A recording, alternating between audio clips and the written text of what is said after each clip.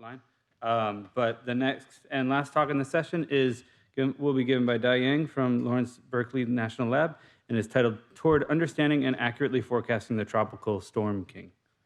Hello, everyone. Great to be here. This is my first in-person conference since the pandemic. The title is The Tropical Storm King. And when I stand here, I hope you don't think that's me. That's a weather phenomena in the tropics. And I want to acknowledge my collaborators of this work, including co-PIs from UC Berkeley, Berkeley Lab, and Rice University. And Pedram is here in the audience. What is the storm king? That is the Madden-Julian oscillation. It's a weather phenomenon in the tropics, and that was first discovered in the 1970s. And here I'm going to show you a few slides to introduce what it is, and let's focus on the color, the blue color right here. This is the positive rainfall anomaly associated with the Madden-Julian oscillation. We call that as the active phase of the MJO. And the red color means clear sky regions, and that is the inactive phase of the Madden-Julian oscillation. And one Madden-Julian oscillation event often initiates in the Indian Ocean, and it develops. When it develops, it grows in amplitude and scale, and also propagates eastward. Now it's over the maritime continent and moving into the Western Pacific, and it even crossed the dateline. And as you can see, the spatial scale of this phenomenon is huge. The active phase occupies 1/3 of the circumference. Both the active and inactive phases of the Madden-Julian oscillation occupies more than half of the equatorial circumference. Okay, and more importantly, this phenomena lasts for 30 to 60 days. When we talk about weather, what do you think of? Let's say we look at weather forecasts on a newspaper or Google it. It often gives a few days weather forecast, 5 to 10-day weather forecast. That's what we mean by weather traditionally, but this phenomena is really different. Lasts for 30 to 60 days.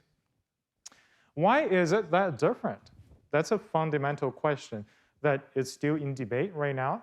And why does it propagate eastward? We don't have a clear answer as well. And why is it so big, covering half of Earth's circumference? That's another hard question we want to answer. And this plot is another way to looking at the Madden-Julian oscillation. And individual panel here is a map view of the Madden-Julian oscillation produced precipitation. And again, blue here indicates strong precipitation, intense rain. And as you can see, it initiates in the Indian Ocean, grows in amplitude, propagating eastward and slowly, and crossing the dateline. And again, the entire life cycle is about 30 to 60 days. If you want an average number, it's about 50. And if we stick all the panels together, for example, here, we stick this with that, we can have another way to visualize this phenomenon. We can produce a plot like this. The y-axis is time, and the x-axis is longitude. And all the black dot here represents intense rainfall. From this plot, it's really easy to visualize how rainstorms are propagating in the tropical atmosphere. You can see that we have a black line moving to the east. That's a rainfall pattern moving to the east, lasting for 3 days. And here we have a black line moving to the west. That's a rainfall cluster moving to the west. But on top of that, I mean, those are traditional weather phenomena lasting for 2 or 3 days. But on top of that, we have this large-scale envelope of rainfall. That is the Madden-Julian oscillation. That is the storm king, okay? And there are a few characteristics of the storm king. I want to emphasize that again. Slow eastward propagation, persistent, large scale. And remember this plot. We're going to see quite a few times of this picture to characterize the Madden-Julian oscillation and to understand the physics and to evaluate the models. But before we actually do that, I want to ask, why do we study this? Most of us live in the middle latitudes. I personally live in California for more than a decade. Why do I care a phenomenon that only happens in the deep tropical atmosphere? That is because I care about how we can accurately forecast the extreme weather and flooding events. That's still a very challenging problem. And I don't need to stress how much economic value that will bring to us. But if we focus on, for example, the west coast of the United States or specifically California region, and you can see that with the Madden-Julian oscillation, without the Madden-Julian oscillation, the winter flooding probability is drastically different. With an active Madden-Julian oscillation event in the tropics, the probability of having flooding over the western US mid-latitudes, where it's densely populated, is quadrupled. Why is that? That is because this Madden-Julian oscillation, which is a planetary scale rainfall pattern and also associated with planetary scale wind patterns, can modulate something like this. We call it atmospheric river or pineapple express. It is a water vapor corridor exists in the air, okay? By modulating this, it really controls where it hits over the western US, how hard it can hit. And by knowing and by accurately forecasting the Madden-Julian oscillation, we can potentially provide accurate forecasts of these extreme events with significant lead time. And we're in a changing climate. We all know that.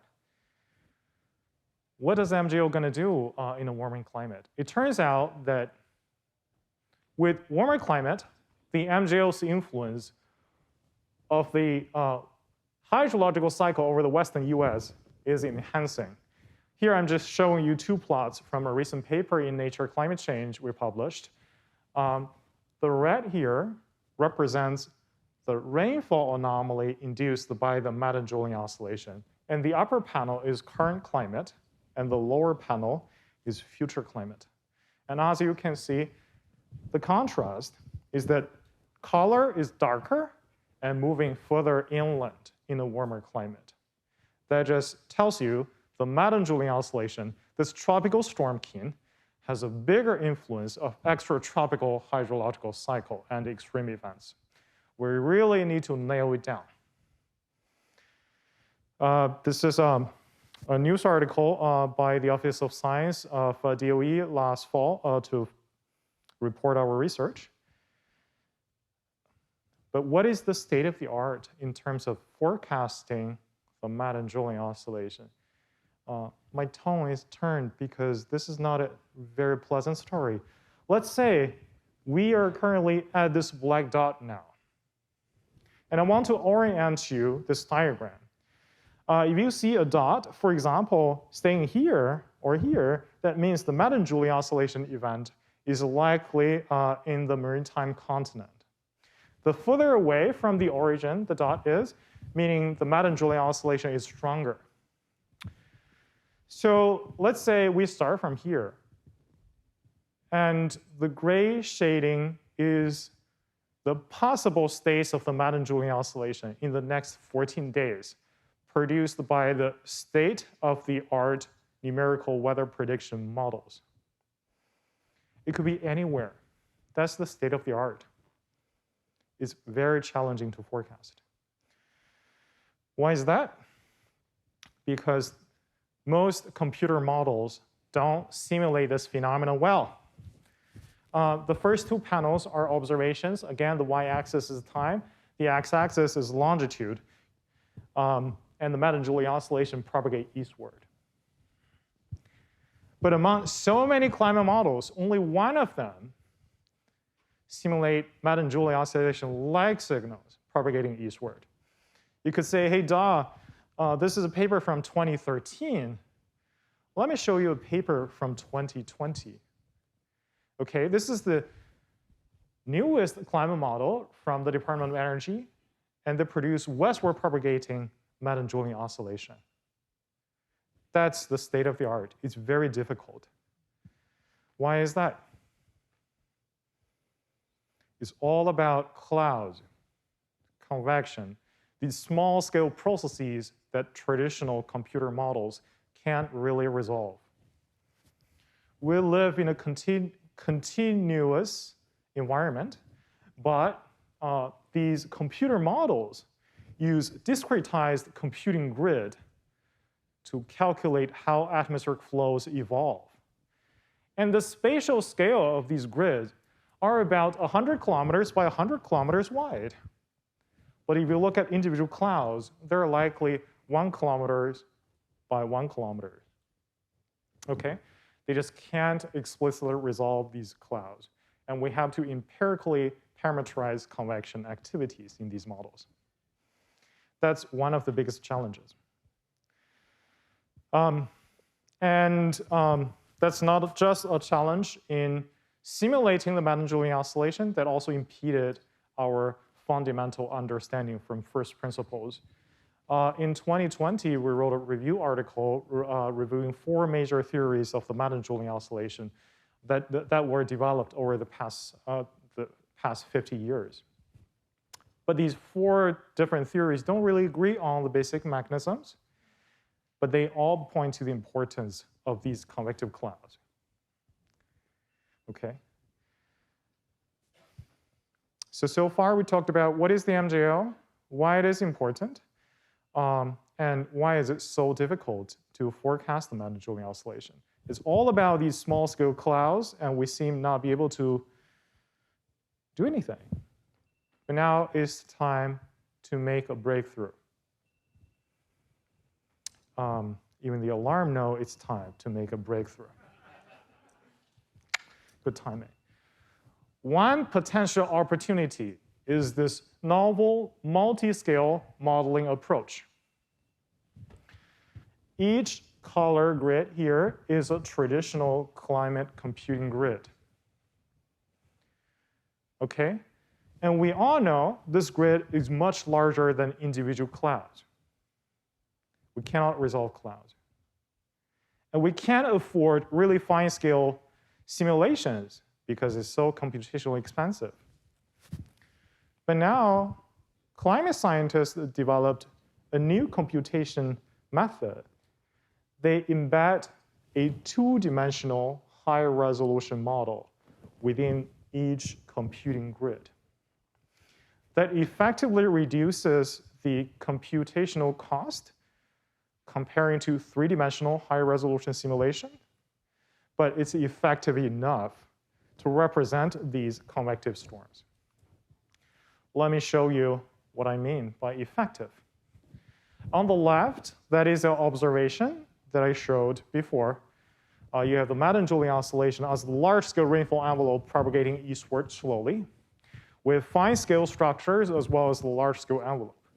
But on the right, we use this multi-scale model that is not just able to reproduce the large-scale rainfall structure, but also these westward and eastward moving fine-scale signals. That is really promising. And this is a paper in preparation and abstract submitted to 2022 conference. This is one breakthrough providing a unique opportunity. And another breakthrough is the recent advances in machine learning and data science.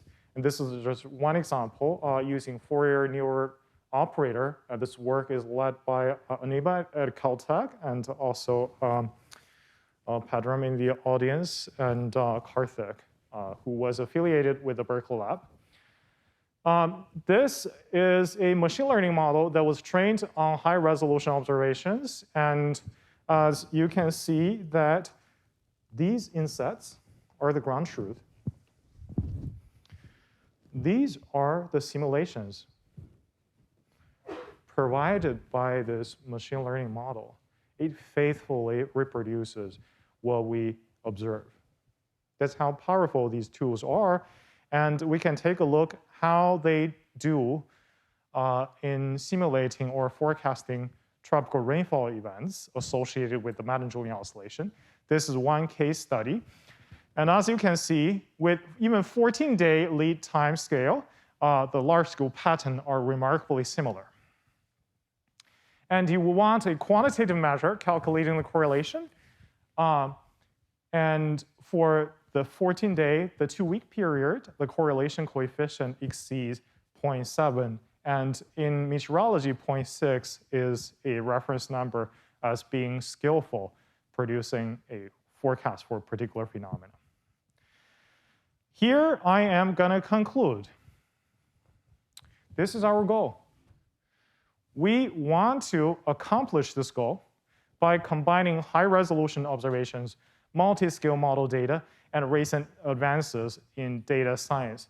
And I would like to thank C3AI support and NERSC resources and this unique opportunity of multi-scale modeling. And again, we want to accurately forecast and understand the storm Kin. Thank you very much.